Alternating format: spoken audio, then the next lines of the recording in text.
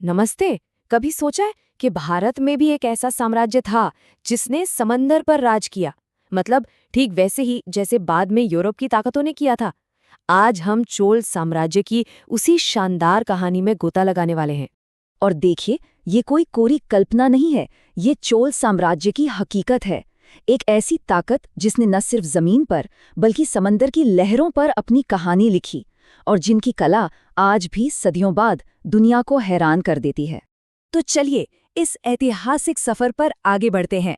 हम देखेंगे कि ये साम्राज्य एक छोटे से राज्य से कैसे पैदा हुआ, इसके वो महान राजा कौन थे, इन्होंने समंदर को अपना कैसे बनाया, और आखिर में इनकी वो कौन सी विरासत है जो आज भी जिंदा है। हर बड़े और मजबूत पेड़ की शुरुआत एक छोटे से बीज से ही होती है ना? तो आइए सबसे पहले ये जानते हैं कि चोल साम्राज्य नाम के इस विशाल पेड़ की जड़ें कहाँ और कैसे जमी। तो बात है 9वीं सदी की। विजाले चोल नाम के एक बहुत ही दूरदर्शी शासक ने चोल वंश की ताकत को फिर से खड़ा किया। उन्होंने तंजावुर को अपनी राजधानी बनाया, और ये सिर्फ एक शहर नहीं था, ये तो आने वाली कई सदियों तक उस महान साम्राज्य का धड़कता हुआ दिल बनने वाला था।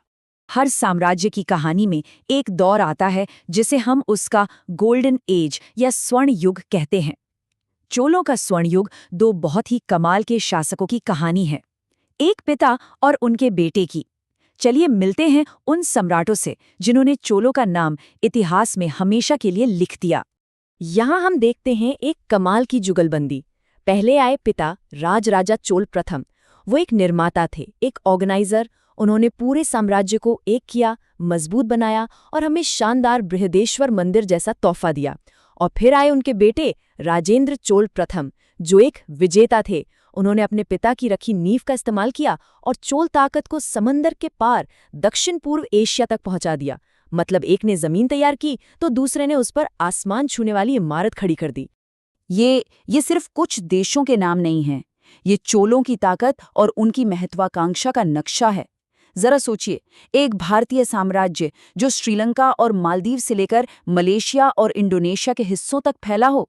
उन्होंने तो हिंद महासागर को एक तरह से चोल झील ही बना दिया था, और इसका असर वहां के व्यापार और संस्कृति पर सदियों तक पड़ा। जमीन पर तो कई साम्राज्यों ने जीत हासिल की, लेकिन वो क्या चीज थी जिसने चोलों को सबसे अलग, सबसे खास बना दिया? जवाब एक ही है, समंदर। आइए जानते हैं कि वो समंदर के बेताज बादशाह कैसे बने। ये एक सीधी और बिल्कुल साफ बात है। चोलों ने यह राज बहुत पहले ही समझ लिया था कि असली ताकत समंदर में है। उनकी नेवी, उनकी नौसेना ही उनकी कामयाबी की चाबी थी, और इसी ने उन्हें बनाया भारत की पहली असली नेवल सुपर पावर। तो सवाल ये है कि उन्होंने ये किया कैसे। देखिए, उनकी स्ट्रैटेजी बहुत ही सिंपल लेकिन जबरदस्त थी। पहला कदम, व्यापार पर कब्जा। उन्होंने समंदर के सारे जरूरी रास्तों पर अपना कंट्रोल कर लिया, जिससे वो बहुत अमीर हो गए। और दूसरा कदम, ताकत का प्रदर्शन। उन्होंने उसी शक्तिशाली नेवी का इस्तेमाल दुश्मनों को हराने और दूर दूर तक अपना दबदबा बनाने के लिए किया। ये पैसा और ताकत का एक ऐसा कॉम्बिनेशन था जिसका कोई जवाब नहीं था। लेकिन चोलों की कहानी सिर्फ लड़ाई और जीत तक ही सीमित नहीं है। उनकी विरासत, उनकी संस्कृति और उनके शासन करने के नए नए तरीकों में भी बसी हुई है। चोलों की कला आज भी हम सबके सामने जिंदा है। उनके बनाए विशाल मंदिर तो आसमान छूते ही हैं, पर उनका असली जादू तो उनकी कांसे की मूर्तियों में दिखता है। खासकर नटराज की ये विश्व प्रसिद्ध मूर्ति। ये सिर्फ धातु का एक टुकड़ा नहीं है, ये तो जैसे पूरे ब्रह्मांड का डांस है, गति है, ऊर्जा है, जिसे कांसे में हमेशा हमेशा के लिए कैद कर लिया गया हो। और अब एक ऐसी बात जो शायद आपको चौंका देगी। लड़ाई और कला के अलावा चोलों ने शासन में भी कमाल कर दिया। उन्होंने एक ऐसा सिस्टम बनाया जिसे हम ग्राम स्तरीय लोकतंत्र कह सकते हैं। जी हाँ, बिल्कुल सही सुना। आज से लगभग 1000 साल पहले, जब दुनिया के ज्यादातर हिस्सों में राजा का कहा ही कानून होता था, चोल गांव में लोग अपने प्रतिनिधि खुद चुन रहे थे। ये अपने समय से सदियों आगे की सोच थी। लेकिन जैसा कि इतिहास का नियम है, हर उगते सूरज को एक दिन ढलना ही होता है। कोई भी साम्राज्य हमेशा के लिए नहीं रहता। तो सवाल ये है कि इस महान समुद्री साम्राज्य का अंत कैसे हुआ? देखिए, 12वीं सदी आते आते साम्राज्य में दरारें पड़ने लगी थीं।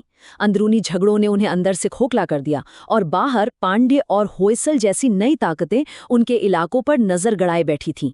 एक के बाद एक हमलों ने धीरे धीरे उस महान साम्राज्य को खत्म कर दिया जिसने सदियों तक समंदर पर राज किया था।